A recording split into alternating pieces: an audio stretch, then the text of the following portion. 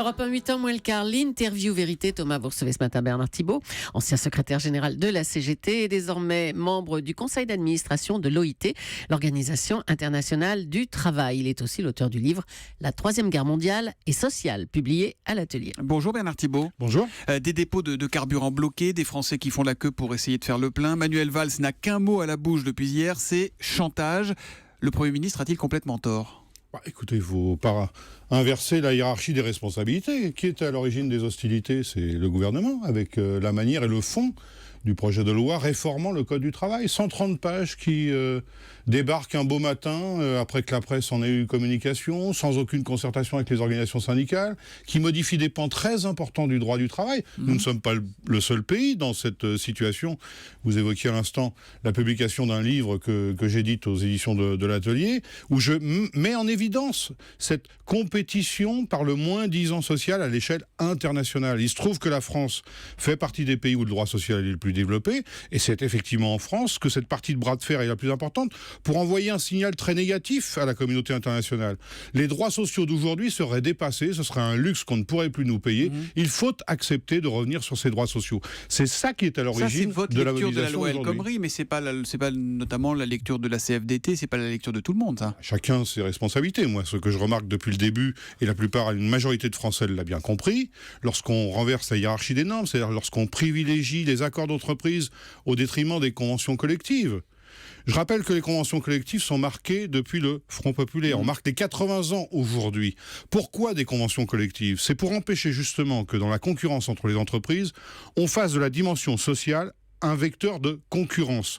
Les entreprises peuvent se mener la concurrence sur la politique commerciale, sur leur recherche, sur la formation professionnelle, mais par le principe des conventions collectives, on a considéré à juste titre qu'il fallait que tous les salariés d'une même activité aient la même rémunération. Donc quand vous lisez et des ce temps de matin, travail. Quand vous lisez ce matin dans les Échos Emmanuel Macron qui dit qu'il faut donner encore plus de place à la négociation en entreprise, j'imagine que ça vous plaît pas. Mais ça va à l'inverse de tous les besoins d'aujourd'hui. On est dans une économie de plus en plus globale. Il faut au contraire penser des droits sociaux de plus en plus transversaux, à voir à une échelle internationale. Un des chapitres que je consacre à cette situation sociale des droits des travailleurs aujourd'hui, il y a aussi cette mise en concurrence à l'échelle européenne. On ne peut pas à la fois nous dire on va simplifier le droit du travail et nous dire dans le même temps le droit du travail va être défini entreprise par entreprise. En quoi c'est une simplification ? C'est une extrême complexité qui encore une fois va mettre les salariés un peu plus en concurrence entre eux. Alors il y a les problèmes de fond que vous évoquez et puis il y a la forme. Je ne vous cache pas mon souci face à la dérive de la CGT qui se radicalise et à une attitude jusqu'au boutiste qui ne sert pas l'intérêt du pays. C'est encore Manuel Valls qui parle. Vous êtes à l'aise vous avec cette stratégie jusqu'au boutiste de la CGT ?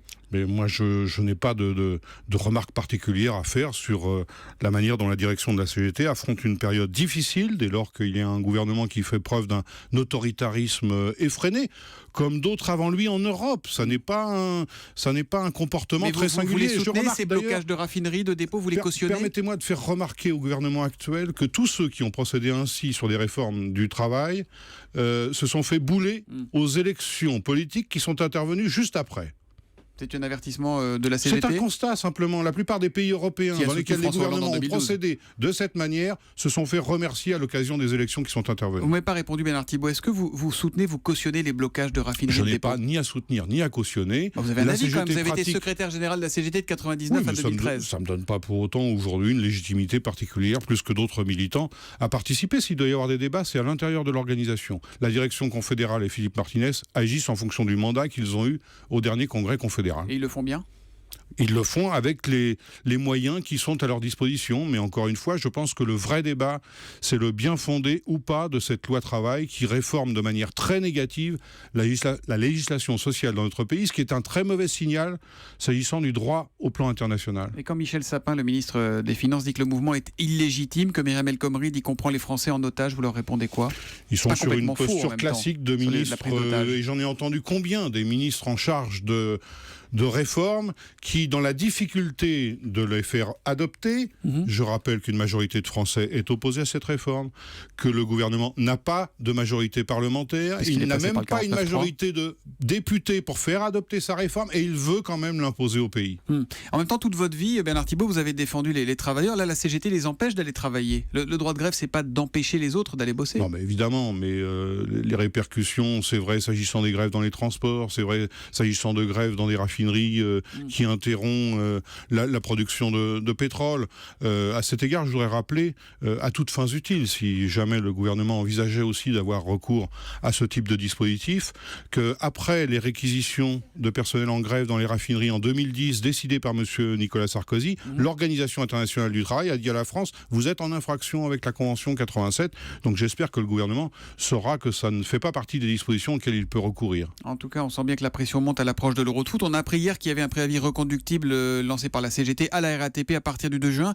Faut-il aller jusqu'à bloquer l'euro, jusqu'à éventuellement gâcher la fête ? Écoutez, je ne crois pas que ça fasse partie des objectifs en soi de l'action syndicale. L'objectif ne consiste pas... Non, mais ça peut être la conséquence. Ah ben ça peut être la conséquence, mais bon, quand les salariés décident d'arrêter le travail parce qu'ils estiment que ce sont leurs intérêts à juste titre qui sont en cause, ça a des répercussions. Ça peut avoir des répercussions sur la vie économique, bien sûr, ça peut avoir des répercussions sur la vie en général, mais encore une fois, il ne faut pas inverser la hiérarchie des responsabilités. Un petit mot peut-être de l'affiche choisie par la CGT RATP pour mobiliser ses troupes. On la met sur europe1.fr. On y voit une bombe sous laquelle est inscrit le compte à rebours est lancé. Est-ce que vous êtes à l'aise avec ça, vous, avec cette affiche ? Oui, ça fait partie de la communication syndicale, des caricatures. Ça me surprend toujours d'entendre ces critiques selon qu'il s'agit de dessins faits par des caricaturistes professionnels. Bon, on considère que ça fait partie de leur métier, que de parfois mordre le trait pour se faire comprendre ou passer un message. Dessin, hein. Là, c'est vraiment c'est des bâtons de dynamite. C'est pour illustrer c'est pas un dessin, c'est pas une caricature. Bon, c'est une manière de s'exprimer avec une illustration. C'est pas regrettable du tout. Mais non, et pour moi c'est vraiment secondaire. Merci beaucoup Bernard Thibault d'être venu ce matin en direct sur Europe 1. Votre livre qu'on évoquait, La Troisième Guerre mondiale et sociale, est publié aux éditions de l'Atelier. Merci et bonne journée à vous.